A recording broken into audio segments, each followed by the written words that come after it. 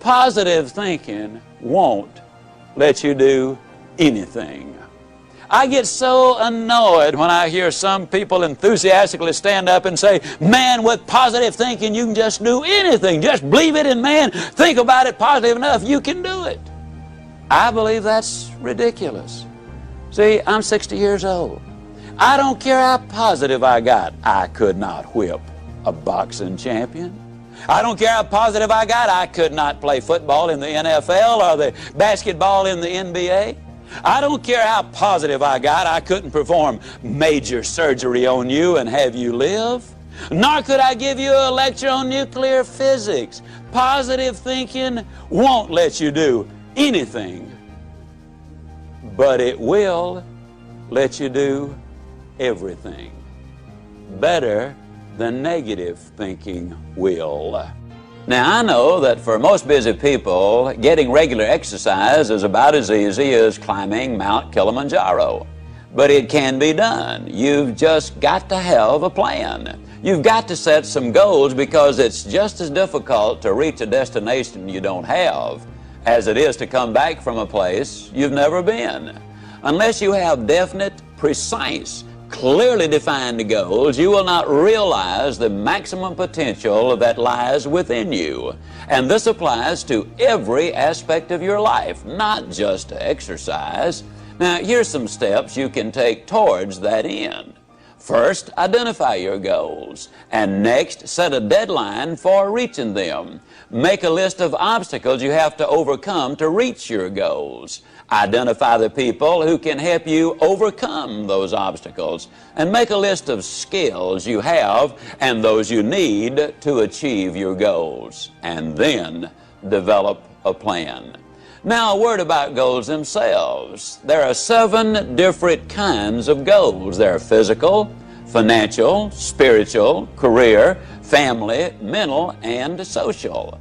And these 7 types of goals share several characteristics. First, to be effective, they must effect change. We must have some big goals, because thinking big creates the excitement necessary for accomplishment.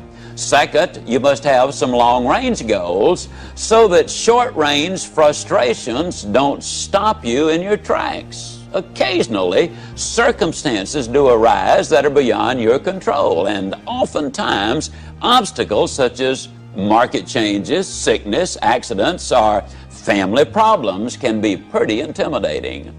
But by keeping your eye on the prize, you will find that the excitement of winning that prize will carry you through the tough times. Third, if you don't have daily objectives, you qualify as a dreamer and not as a doer. Dreamers are fine, provided they build foundations under their dreams by working daily towards them. Often, the difference between the great and the near great is the awareness that making it big means working every day towards our long-range objectives. And 4, your goals must be specific, not vague or general. If you want a new home, for example, know every detail of that house. How many square feet, number of rooms and bathrooms, the shape of the living room, the type and kind of lot, its location. If it's a car you're dreaming about, picture the make, the model, the color, and every option you want it to have. You see, if you want to reach your goal, you must see it, be able to smell, to touch, and to taste it. Know how it looks and what it feels like in your own mind. Before you can reach that goal, you see, it is true that whether you think you can or think you can't, you are generally right. Step number 6, you need to feed your mind with the good, the clean, the pure, the powerful, and the positive. Let me ask you a question. If I were to come into your living room one day with a pail of garbage and dump it on your living room floor, what do you think you'd do? I bet I can answer the question. You would either get your gun and say to me, now, Ziglar, I'll bet you can clean that up. Or you'd get on the telephone and you'd call the police. Or you'd whip me as long as I was there. Those are things you would probably do. I mean, and then for months you'd be talking about this crazy guy came in my home, dumped garbage on the floor, ought to shot him. As a matter of fact, I wish I had. But we could clean the garbage up off your living room floor. But what about the garbage that we dump in our mind every single day? Einstein said that it takes 11 correct inputs to overcome one incorrect input. And a lot of the things which go in our minds and in our children's minds is not a thing in the world but pure garbage. I would ask you to do this. Evaluate what you read and what you view. Evaluate it in this light. Will this really help me to accomplish my objectives in life? Or is this going to be a deterrent to me accomplishing my objectives in life?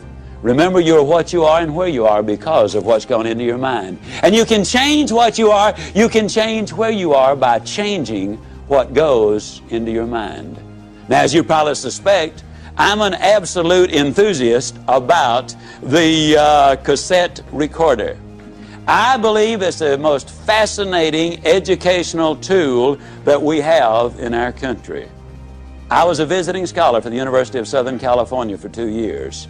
One of the things they discovered was that if you live in a metropolitan area and drive 12,000 miles a year, that in 3 years' time you can acquire the equivalent of 2 years of college education. You can learn virtually anything you want to know about finances, foreign languages, the Bible, how to set goals, how to close sales, how to plan your life. You can learn so many things while you're there in your car. Feed your mind. Second thing I would encourage you to do is start reading something good every day. Did you know if you read 20 minutes a day and you're an average reader, that at the end of the year you will have read 20 200-page books, and that the average American only reads one good book a year? Think of what an advantage that will give you over the competition in whatever field you're in. Now, who does these things? Well, Mary Kay Ash of Mary Kay Cosmetics told me that she would never get in her car without a cassette that she could listen to while she was going somewhere. H.L. Hunt, worth $3 billion at his death, listened to cassette recordings until after he was 80 years old. Wallace Johnson, one of the co-founders of Holiday Inns International, over 80 years old, tells me he listens every day and reads at least 2 good books every month. Alan Bean, one of the astronauts who walked on the moon, told me that the astronauts on their way to the moon and back, and please understand, these people have the best self-images, the most clearly defined goals, the most positive mental attitude. They're the most confident, competent people as a group, maybe that our country has. But these people were listening to motivational recordings on their way to the moon and back. And what a delight it is for me to be able to say that some of the recordings they were listening to were fantastic. You need to feed your mind. Now, a lot of times people say, yeah, you know, when I'm down in the dumps just a little bit, I really enjoy listening because it gives me a lift. Well, I'm glad to hear that, but let me give you the most surprising news maybe you've ever heard. It's good to listen when you're down. But folks, the ideal time to listen is when you're sky high. Let me tell you why. When you're down, sometimes you grab at straws, and sometimes you grab the wrong straw. Also, a lot of times, and here's the real benefit to listening, it triggers your imagination, stirs up all of the stored information which you already have in your mind, and a lot of the good ideas then come forth. But if you're too down to accept them, then you turn away the very best ideas of all. Listen when you're up. And then with those endorphins popping, and they do pop as a result of listening to good motivational recordings, when you listen then and new ideas pop in your mind, it generates even more excitement. Here's what we've discovered.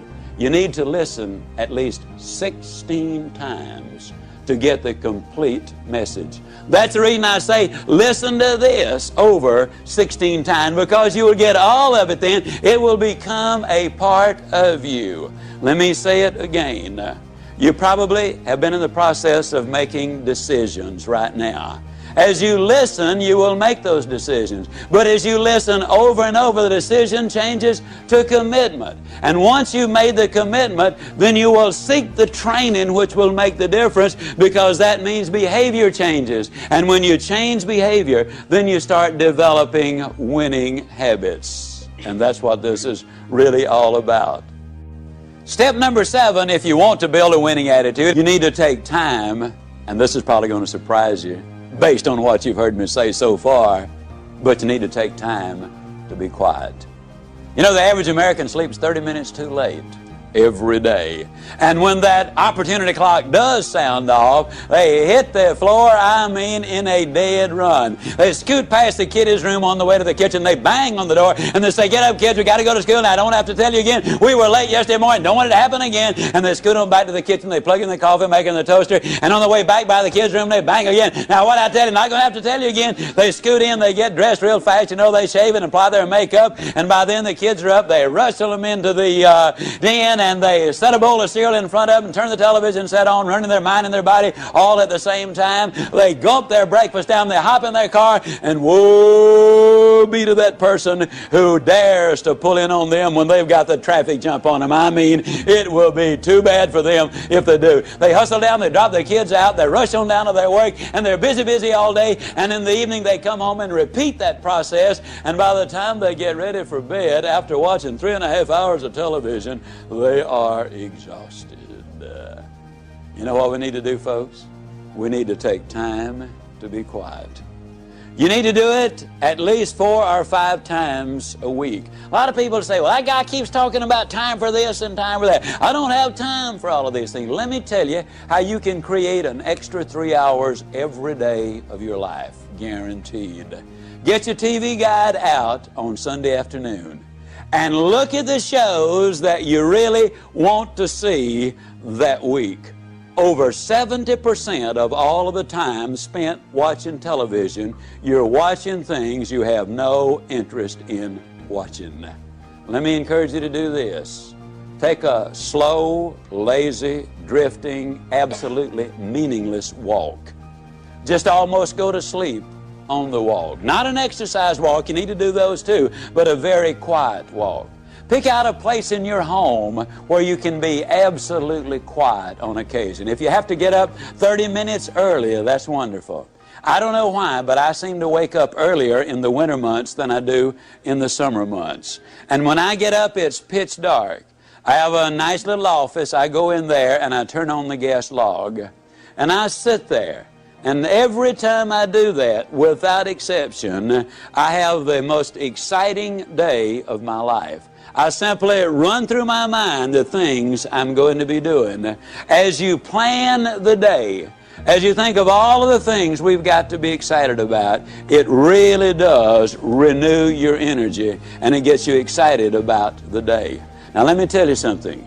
This is going to be one of the toughest things you'll ever do. When you sit down saying, "Well, I'm going to sit perfectly quiet for 20 or even 30 minutes, you will think of 2,868 reasons or things that you've got to do. You try to decide, do I raise the window or lower it? Do I turn the heat up or down? Do I cut the air conditioner off or do I turn it more full blast? Do I really need to go to the bathroom? Am I going to get me a cup of coffee? What is that noise against the outside? Maybe I better check up on that." Resist the temptation. Spend a few minutes in quiet, reflective thought. It does make a difference. Take time to be quiet. Step number 8, take time for those you love. Dr. Herb True, professor at Notre Dame, outstanding speaker, good friend of mine, suggested this, which I really think is so valid. Frequently, every 2 or 3 months, you should close your eyes and visualize that everybody whom you love, really love, were suddenly, completely, totally, and forever taken out of your life. Then ask yourself the question, what would your regrets be?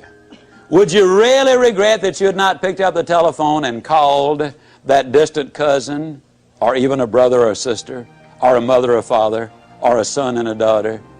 Would it be really a heartbreaking experience because you had not called and said, "You know, I'm really sorry that we had the problem"? I don't know whether it was your fault or my fault, but let's get together and solve the problem.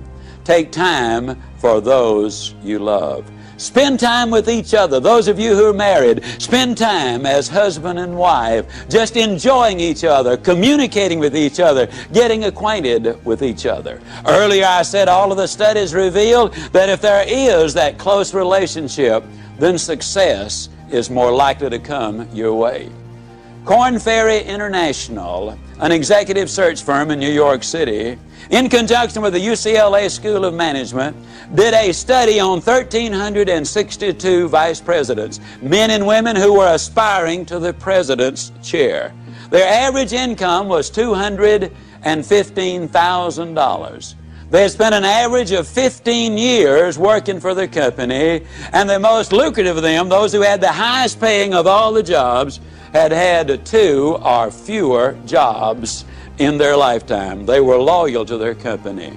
87% of them were still married to their one and only mate. 92% of them were raised by 2-parent families. But the story has even more. They said they considered integrity the most important characteristic in their success arsenal. 100% of them said hard work was absolutely necessary. 89% of them had 2, 3, 4, or more children. 71% of them also said that if they had more time, they'd spend it with their wives. 50% said with more time, they would spend it with their children. Incidentally, the average one worked a little over 50 hours each week. So they're not working those 80 and 90 hours a week that a lot of people might think they are. And they're living a balanced life. 89% of them also were either Catholic, Jewish, or Protestant, and their faith apparently had some meaning to them. U.S. News and World Report did a study of the millionaires in America. There are now 1 million of them. They said the typical millionaire has gotten that way because he's earned his money or her money over a period of 20 to 30 years. They do work about 50 hours a week.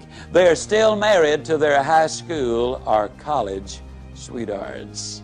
In other words, the family is intact. Incidentally, a couple of other little things you'll be intrigued about this. They discovered that less than 1%, and the implication was it was considerably less than 1%, of all of the millionaires in America earned their money in music, radio, television, the movies, and all athletic endeavors combined. Considerably less than 1%. Intriguing, isn't it? Also, they discover there are far more salespeople who are millionaires than doctors. And me being a salesman, I kind of related to that one. I thought it was neat. Now, what does all of these studies really say? These studies say that if we can build that relationship with those we love.